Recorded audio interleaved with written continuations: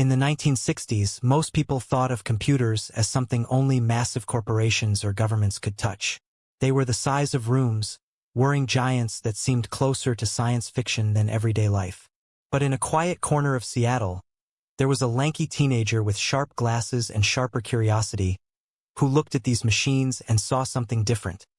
A playground. His name was William Henry Gates III, though everyone just called him Bill. Picture a teenage Gates sneaking into the computer labs at Lakeside School. Not with lockpicks or crowbars, but with sheer intellect. He and his friends were caught hacking into the school's computer system, exploiting bugs in the software to extend their free computer time. What could have been the end of a mischief-maker's story became the start of a legend. The Lakeside Computer Club punished him, yes, but then they hired him to fix the very flaws he'd exposed. This was the first glimpse at a pattern that would define his life. Every setback he touched had a way of transforming into springboard. What did this teenage hacker see that the world didn't? He saw possibility. He wasn't obsessed with computers simply to impress anyone. He was consumed by the invisible logic behind the screen. While most saw machines as rigid, he saw them as clay, ready to be molded. By 15, Gates was already working with his childhood friend Paul Allen, dreaming not of careers, but of revolutions. Together, they weren't just writing code. They were rehearsing for history. It's almost poetic.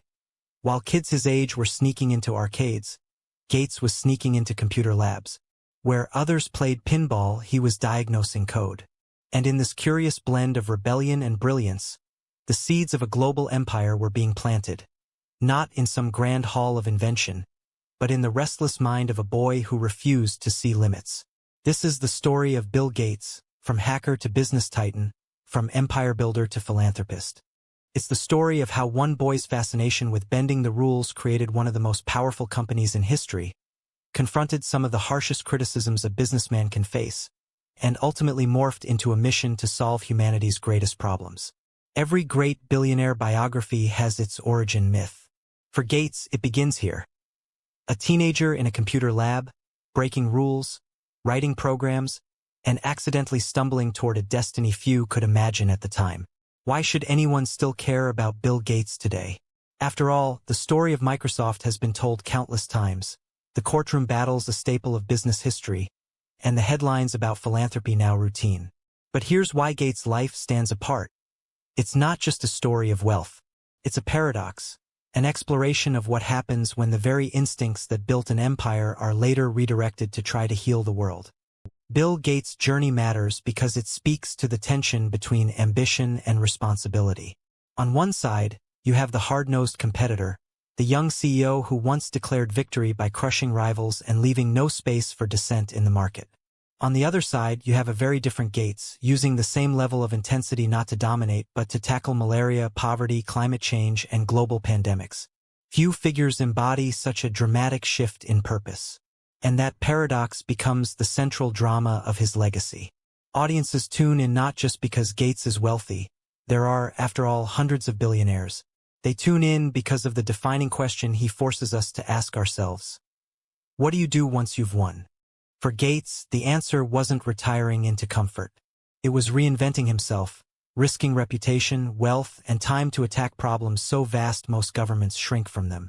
For some, this reinvention elevates him into the rare group of leaders who use their fortune to push humanity forward. For others, it invites deeper suspicion. Does any one man deserve that much power over global health and education? Is this generosity or control by another name? Beyond the headlines, Gates also embodies habits we can learn from. He's a reader who devours dozens of books a year, a thinker who scribbles notes and calculations as if life were still a homework assignment, and above all, a believer in persistence. Whether you love or critique him, Gates' story hums with a fundamental truth. Brilliance is wasted without relentless effort.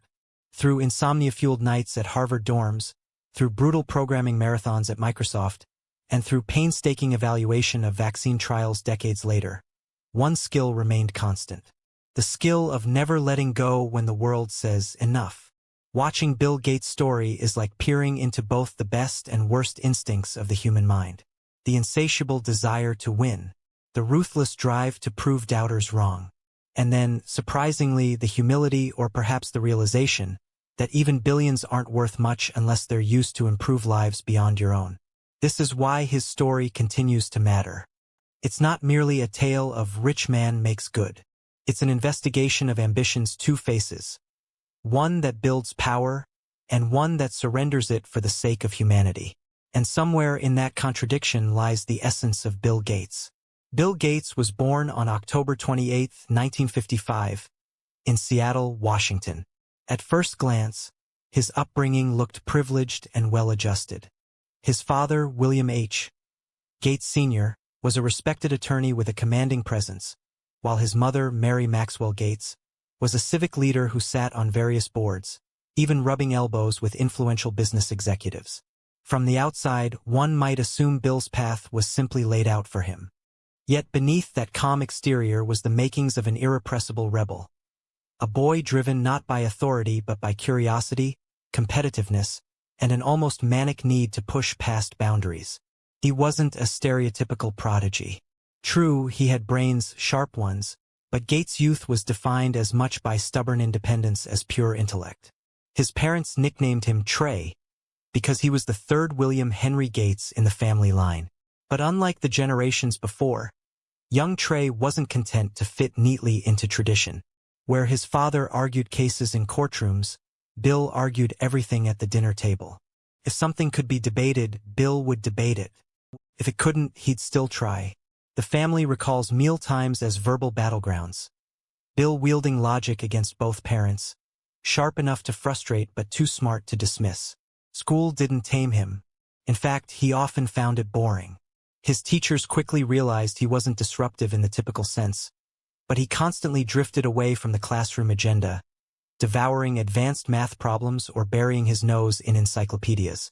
By age 11, his parents sensed his restless energy was more than just childhood fidgeting. It was a hunger for challenge. They moved him from public school into the elite Lakeside School, setting off the chain of events that would unlock his destiny. At Lakeside, Gates encountered his first true love, the computer terminal. Back then, this wasn't a sleek laptop or desktop. It was a hulking device connected by phone lines to mainframes downtown. To most students, it looked intimidating, even dull. To Gates, it was magic. He would spend hours feverishly typing, not just playing with the machine, but tearing apart its logic, reverse engineering code, and asking, what happens if I bend this rule? The answer, more often than not, was the system crashes. But those crashes were the beginnings of discovery. This rebel streak wasn't confined to programming. He challenged his peers with an intensity that bordered on obsession. He played chess with ruthless determination, memorized reams of information just to prove he could, and perhaps most tellingly, aligned with another equally curious mind, Paul Allen. Where Gates was sharp-tongued and relentless, Allen was quiet, patient, and visionary. Together, they forged a friendship that mirrored a classic pairing of opposites. One the spark, the other the steady flame. Still, Gates' childhood wasn't the fairy tale of a prodigy groomed for inevitability. If anything, he seemed wired for defiance of routine, of limits, of authority. And that defiance, fertilized by access to a rare computer terminal in the late 1960s, is what transformed a bright but restless boy into a teenager staring at the future long before the world even realized what the future could be. From the dinner table arguments to the lakeside computer lab rebellions, the theme was set. Young Gates wasn't waiting to be handed a legacy. He was building one of his own, rule by rule, line by line, keystroke by keystroke. For all the polish of Bill Gates' later life, his early ambitions were anything but certain. Behind the myth of effortless genius is the reality of risks, failures, and leaps of faith that could easily have gone wrong. One of the first stumbles came disguised as youthful enterprise, trafo data. At 17, Gates and Paul Allen devised a way to read raw traffic data from roadway counters and convert it into usable reports for cities. On paper, it was brilliant. In practice, their first demo failed before potential buyers, the machine sputtering out in front of them. Humiliating, yes, but even in failure, something sparkled. Gates was unafraid to turn curiosity into a business experiment. The attempt fizzled, but his entrepreneurial spirit was smoldering. By the time he entered Harvard University in 1973, Gates' inner conflict sharpened. On one side stood tradition, the expectations of his family, the structured path of education, stability, and perhaps even law like his father. On the other stood his obsession, the untapped potential of personal computing, a field so small it seemed laughable to career counselors. Harvard's lecture halls only half held his attention. He was the type of student who would study for hours, only to spend equal time in the computer lab, programming until dawn. The computing bug was no longer a phase. It was the center of his identity. But obsession has its costs. Gates was socially awkward, sometimes abrasive, and often missed out on the rhythm of ordinary student life. While other undergrads built networks of connections, Gates was living in spreadsheets, algorithms, and code. He questioned professors openly, resisted authority, and displayed a mix of brilliance and stubborn defiance that made him both admired and exasperating. Then came the first truly defining decision of his life: dropping out. In 1975, Gates discovered a groundbreaking article in Popular Electronics magazine.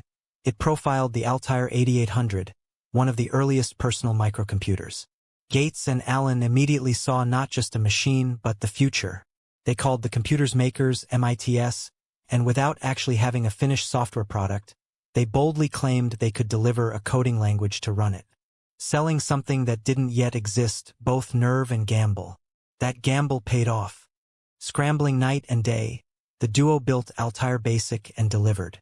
Suddenly, Gates had a taste not just of programming for fun, but for influence. MITS bought it, and his trajectory veered off the tidy academic route forever.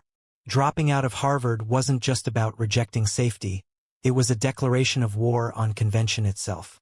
To parents and peers, it was madness to abandon one of the world's top universities for a market barely visible to the mainstream. But for Gates, it was inevitability. Of course, he wasn't yet the magnate or the philanthropist. He was a skinny 20-something, betting his future on an untested dream. The struggle was very real. Limited money, long nights, skepticism from everyone except Paul Allen and a tiny circle of believers. Microsoft in those early days was no empire. It was a chance, fragile, uncertain, and powered only by sheer defiance of doubt. This was the furnace where Bill Gates' ambition was tested. Not in the glossy skyscrapers of the future, but in cramped dorm rooms, messy motel offices, and sleepless nights filled with debugging code and pushing against ridicule. What many people see as destiny was, in reality, the result of an endless series of hard choices to embrace the difficult path and to reject comfort for possibility. History is often rewritten to look inevitable, but in 1980, Bill Gates and Microsoft were far from inevitable. They were a small team with ambition much larger than their size suggested. Then came the call that would change not just their company, but the trajectory of modern computing itself. IBM wanted in on the personal computer revolution. At the time, IBM was a towering corporate giant, respected and feared across the technology landscape.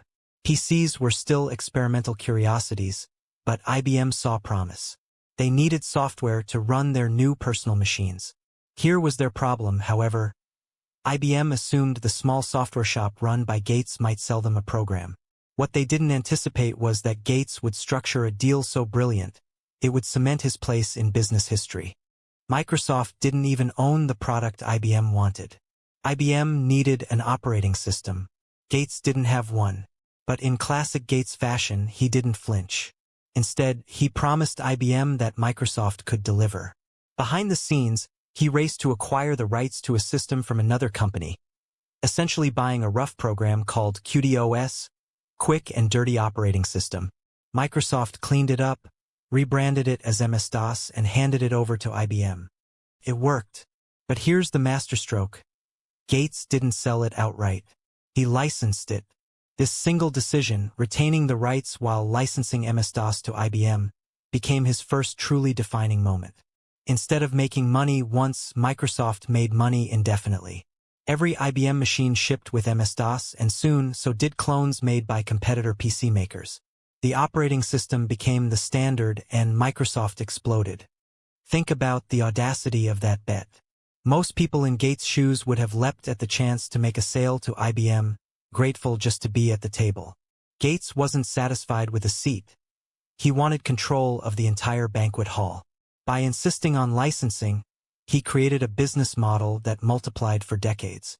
It's not an exaggeration to say the DNA of Microsoft's empire was written in that choice. But the IBM deal was also the moment Gates' reputation for ruthless intelligence began to take shape. He saw angles others missed, and he wasn't afraid to push aggressively, even dangerously, to secure them.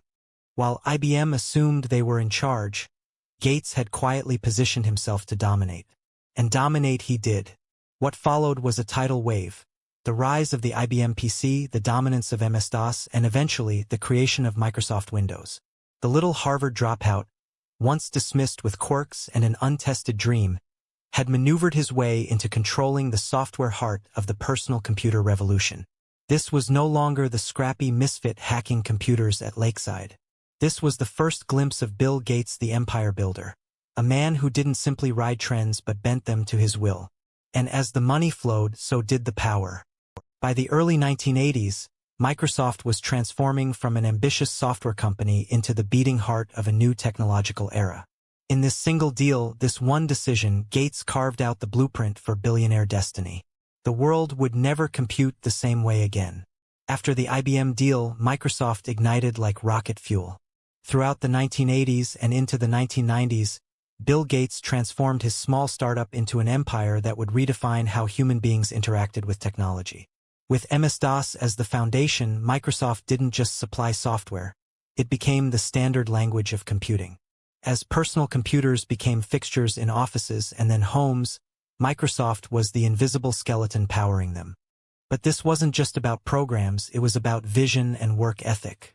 Gates was notorious for his ferocious drive. Employees described a boss who devoured technical documents late into the night, often memorizing them line by line. He would patrol Microsoft's offices into the early hours, pausing behind programmers to review code, asking questions faster than they could answer.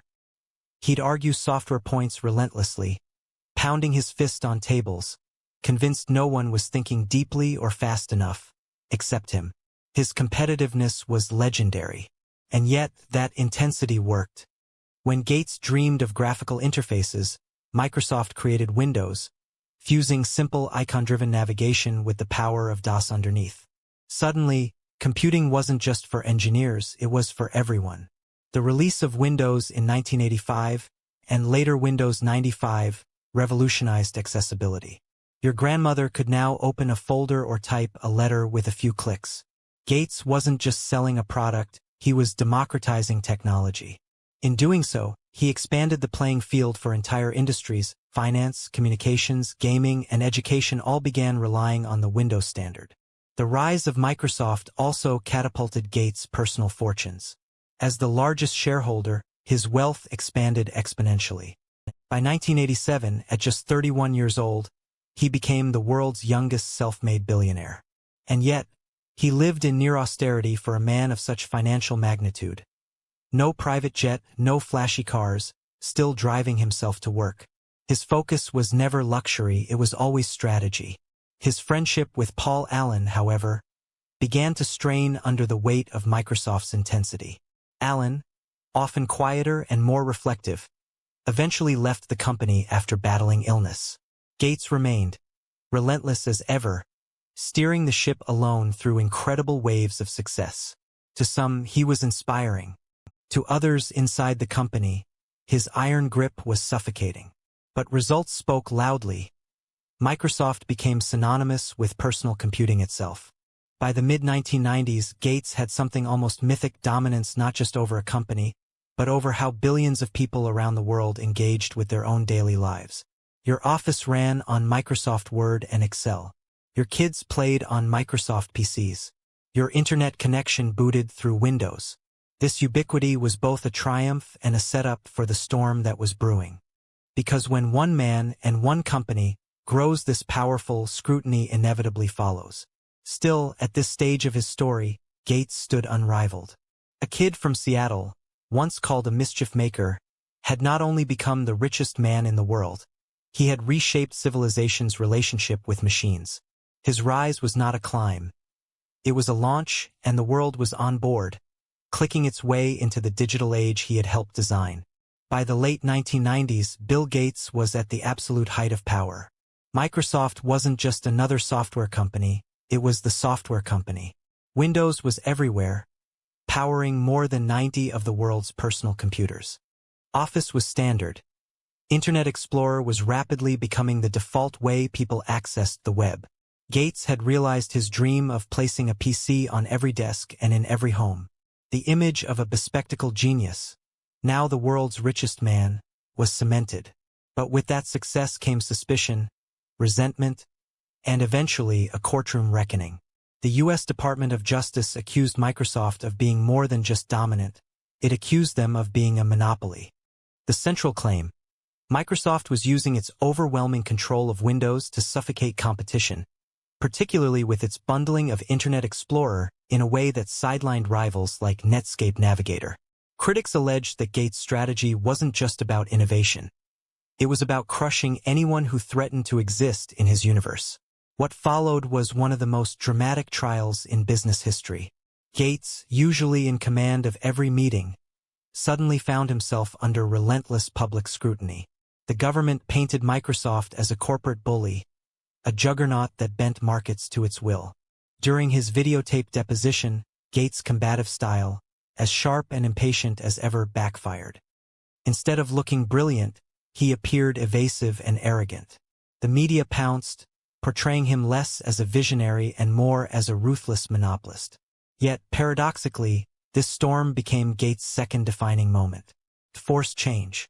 For the first time, the titan of software had to face the limitations of his power. The court initially ruled to break Microsoft into two separate companies, an operating system company and an applications company. Though that breakup never happened after appeals, the message was crystal clear. Gates could no longer operate unchecked. The pressure was more than legal, it was deeply personal. Gates had built his empire by obsessing over control, by believing he had to win every fight, code every line better, argue every point harder. Now, that philosophy had collided with the force of governments and global watchdogs. The once celebrated genius of Microsoft was being recast as the villain of Silicon Valley. For Gates himself, this trial sparked introspection. By the early 2000s, he began to step back from the day-to-day brutality of Microsoft's corporate wars. The antitrust battle had tarnished his image, but it had also planted a seed. Perhaps there was another way to define himself. Perhaps legacy could no longer just mean building market share. Looking back, the antitrust saga stands as both a blow and a turning point.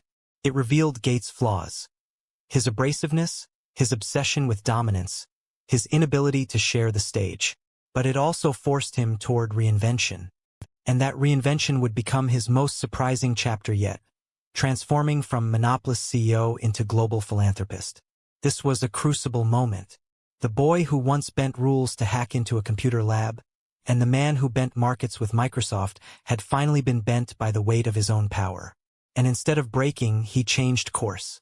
By the early 2000s, Bill Gates had already lived the dream so many entrepreneurs only fantasize about. He was the wealthiest individual on the planet, the architect of one of the most significant companies of the 20th century, and the man who had successfully put a computer in almost every home and office. Yet, strangely, victory didn't look like peace. The antitrust storm had bruised both his company and his public image. Gates had dominated markets, but he hadn't yet won hearts.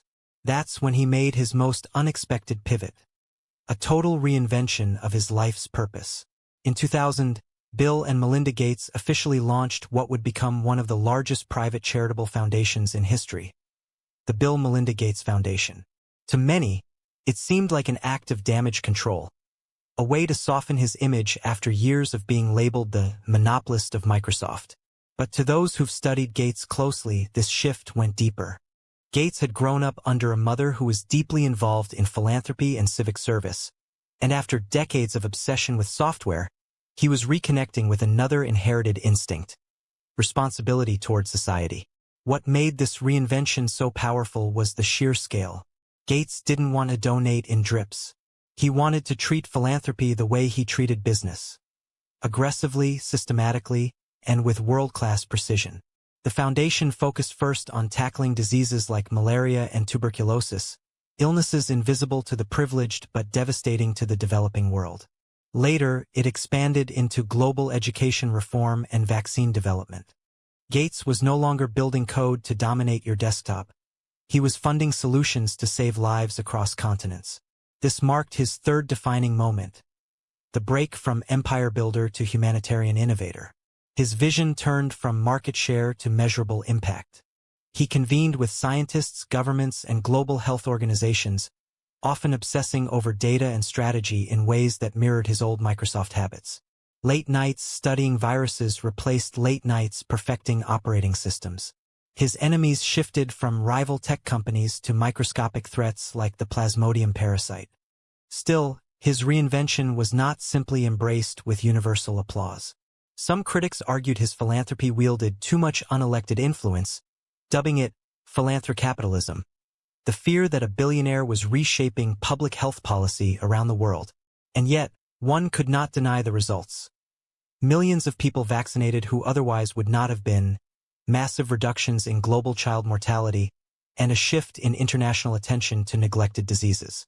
By any metric, the Gates Foundation was moving needles that had remained stubbornly stuck for decades. For Gates, this transition was not about escape from his past but a reframing of it. The same relentless drive, the same need for control, the same intensity that fueled Microsoft, now powered his humanitarian mission. If Microsoft's code had run the digital world, Gates now wanted his philanthropy to code solutions into the human one. This reinvention ultimately reshaped his legacy. Yes, he was the monopolist of the 1990s. But he was also, by the 2000s, the philanthropist who devoted untold billions to extending human lives. It was the plot twist no one expected. The man accused of suffocating markets ended his career trying to breathe life back into humanity's most vulnerable corners. Every great figure's legacy is incomplete without controversy, and Bill Gates is no exception. For all his accolades and unmatched philanthropic donations, his story attracts critics as passionately as admirers. The paradox of Gates, empire builder turned humanitarian, also fuels suspicion, debate, and at times outright distrust. First, let's revisit Microsoft. Critics argue that in the 1990s, Gates didn't merely compete. He dominated with tactics that bordered on predatory. Microsoft's strategy to bundle Internet Explorer into Windows crushed competitors like Netscape. Rivals complained that Gates' take no prisoners style suffocated innovation, while regulators claimed consumers suffered from lack of choice. Although Microsoft wasn't formally broken up after the antitrust trial, the image of Gates as the ultimate monopolist lingered. For some, this was proof that his business victories were less about genius and more about power plays. Then came the philanthropic era, ironically where a new wave of controversies began. The Gates Foundation's vast resources gave it influence rivaling some governments. While millions praised his work in global health, funding vaccines, combating malaria, fighting diseases ignored by wealthier nations, skeptics pointed out that so much power in one person's hands felt undemocratic. Should a billionaire be deciding the priorities of entire nations' health agendas? Critics coined terms like philanthrocapitalism, suggesting Gates was bringing a corporate, profit-style model into areas that demanded sensitivity beyond data and efficiency. Some accused him of shaping education reforms in the U.S. with mixed, often disappointing outcomes, while public schools bore the consequences of experiments largely funded and orchestrated by his foundation. His involvement in health also intersected with public paranoia.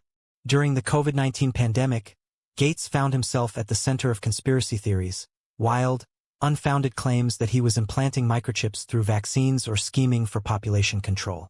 None of this was supported by evidence, of course, but such theories gained traction, revealing something deeper. When one man holds billions of dollars, directs research across the globe, and has an outsized voice in public policy, suspicion becomes inevitable, even regardless of his actual deeds. On a more personal level, Gates' private life has also been scrutinized. From his socially awkward and sometimes abrasive management style, to the dramatic public divorce from Melinda Gates in 2021, accompanied by questions about aspects of his past associations, notably his ill-judged connection with Jeffrey Epstein. While no wrongdoing directly tied to Gates arose from those ties, the mere association tightened the spotlight of skepticism on him. Yet, even amidst these controversies, nuance is essential. Yes, Gates built Microsoft through aggressive practices, but he undeniably helped bring personal computing to the masses. Yes, he wields enormous philanthropic influence, but the measurable progress in global health is difficult to dismiss. His story lies less in neat categories of hero or villain, and more in the uncomfortable truth. Power, whether corporate or charitable, always carries suspicion as a shadow. Bill Gates remains a figure whose every achievement comes with caveats, whose every donation provokes both gratitude and skepticism. And perhaps that is the true nature of legacy. It's never written in perfect ink. It's smudged, debated, and argued over. Gates' controversies, far from negating his impact, make his life all the more human, complex, and dramatic. Standing at the crossroads of technology and philanthropy, Bill Gates' story reads less like a single narrative arc and more like two acts of an epic drama. The first act, the uncompromising technologist who built one of the most formidable empires the world has ever seen. The second act, the philanthropist who decided that his greatest code wasn't written for computers, but for humanity itself. At his financial peak, Gates was worth over $100 billion, often holding the title of the world's richest man for years on end. Numbers at this scale become almost meaningless. What mattered was not how much he accumulated, but what he chose to do with it. He poured massive sums into eradicating diseases like polio and malaria, into education reform, into environmental challenges. When Gates stepped back from Microsoft in 2008 to focus entirely on philanthropy, it wasn't a retreat. It was a deliberate redirection of energy, a declaration that his second career was not going to be about wealth creation, but impact creation. Yet his peak is not measured solely in billions donated or in awards received. His legacy lies in three defining moments that crystallize who he is: the IBM deal, the bold licensing move that catapulted Microsoft into dominance, proving his strategic brilliance; the antitrust trials, a storm that humbled him, forced self-reflection, and reshaped how he engaged with power; the philanthropy pivot, his reinvention from feared monopolist to global humanitarian, embodying one of the most dramatic personal transformations in modern history. These moments remind us that success is rarely neat. It's jagged, often painful, and built as much on mistakes as on triumphs. Gates' life is proof that greatness isn't about perfection. It's about evolution. So what lessons can we draw from this journey? Lesson 1. Bold choices multiply opportunities. Gates' decision to license rather than sell to IBM shows that long-term vision outpaces short-term gain. Sometimes the riskiest bet is the one that builds empires. Lesson 2. Failure and criticism are unavoidable companions. From the flop of Trafodata to being painted as a monopoly villain, Gates faced failure and backlash at every stage. But his willingness to endure and adapt ultimately carved out resilience as his true currency. Lesson 3. Redefine the finish line. Gates could have stayed at Microsoft as an untouchable titan. Instead, he reinvented his definition of winning. Legacy, he realized, isn't measured in market dominance alone, but in what you leave behind for humanity. Bill Gates' life is both inspiring and cautionary. It celebrates ambition while warning of its shadows. It shows how intellect can build breathtaking power, but also how humility, however late, can transform that power into purpose. From a rebellious teen hacking school computers, to the commanding CEO of Microsoft, to the philanthropist shaping global health, Bill Gates' story is not a neat package of triumphs. It's the story of a man wrestling with ambition, responsibility, and reinvention. A story of how one individual, flawed and brilliant, tried to code the future of humanity itself. And ultimately, it leaves us with a stirring question. If Bill Gates could evolve from empire builder to lifesaver, what bold reinventions are possible for each of us?